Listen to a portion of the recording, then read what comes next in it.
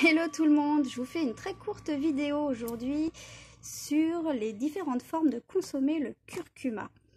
Je ferai une vidéo plus poussée sur ses bienfaits et sur ses pseudo-bienfaits également, puisqu'il y a beaucoup de choses mensongères à propos du curcuma et de ses effets. Certes, c'est une racine qui est vraiment très bénéfique. Ceci dit, parfois on lui prête quand même... on lui prête des solutions miraculeuses, on le prend comme une solution miraculeuse alors que pas du tout. Voilà. Vous avez donc la forme fraîche, donc ça peut ressembler à un gros ver de terre, mais c'est une racine, donc ça c'est une racine fraîche. Quand vous la coupez, faites attention parce que sinon vous avez les doigts tout orange. Ça ressemble à une racine de gingembre, même si le gingembre est quand même normalement plus gros. Bon, cette racine-là, c'est une racine du gingembre du Pérou parce que le gingembre du Pérou est quand même plus petit que le gingembre de Chine. Et le gingembre de Chine, moi, je ne le fais pas venir, voilà, pour d'autres raisons. Donc, associer d'ailleurs le gingembre au curcuma et plus le poivre permet aussi dans l'alimentation au quotidien. J'ai connu des personnes, de mes clients qui ont soigné, du moins apaisé une dysbiose grâce à cette association. Donc je ne dis pas que le curcuma consommé de manière quotidienne ne règle pas certains soucis, bien au contraire.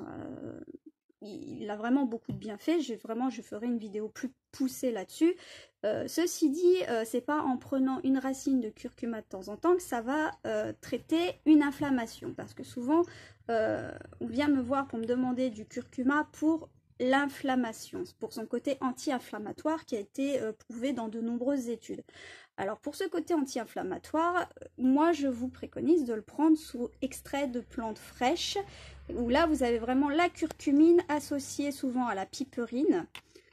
À ce qui paraît, c'est la meilleure association pour tirer les bienfaits de la curcumine, qui est vraiment la molécule issue du curcuma qui va traiter l'inflammation. Donc vous l'avez sous cette forme-là, vous l'avez également sous forme de comprimé, vous l'avez sous forme de gélule et vous l'avez aussi sous forme d'élixir. Par exemple, il y a Biofloral, qui est une bonne marque pour ces associations et qui fait aussi les fleurs de bac, qui a eu l'idée d'associer le curcuma et les fleurs de bac, donc une très bonne association. En plus, ils sont certifiés Nature et Progrès, qui est... parmi les labels, un des meilleurs pour ce qui concerne le bio. En fait, je referai une vidéo sur tous les labels, comment s'y retrouver. Qu'est-ce que je voulais ajouter aussi? Oui, une dernière chose. Vous l'avez aussi donc sous forme d'ampoule. Et sous forme d'ampoule, je sais que souvent en pharmacie, on peut le trouver. Vous allez le trouver sous la marque Super Diète. Alors, je n'ai rien contre cette marque, hein, qui est très bien. Par exemple, voilà, cette association est très bien, tamarin, cannelle, fenouil. Ceci dit, la marque Super Diète, contrairement à certaines autres marques comme Nutrivie, Laboratoire Phytoforme, Diète Horizon par exemple, ont la fâcheuse tendance à avoir un prix quand même assez élevé et une dose d'extrait de plantes fraîches qui est assez minimale. Je vais vous donner l'exemple du Desmodium.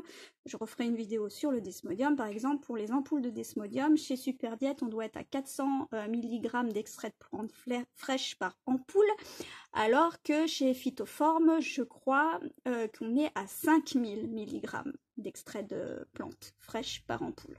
Donc voilà, quand on me dit que du coup, j'ai fait ma cure d'ampoule, mais ça fait rien, mais si vous avez pris chez Super Diète et que vous avez besoin d'une dose assez forte, c'est normal que ça ne vous ait rien fait.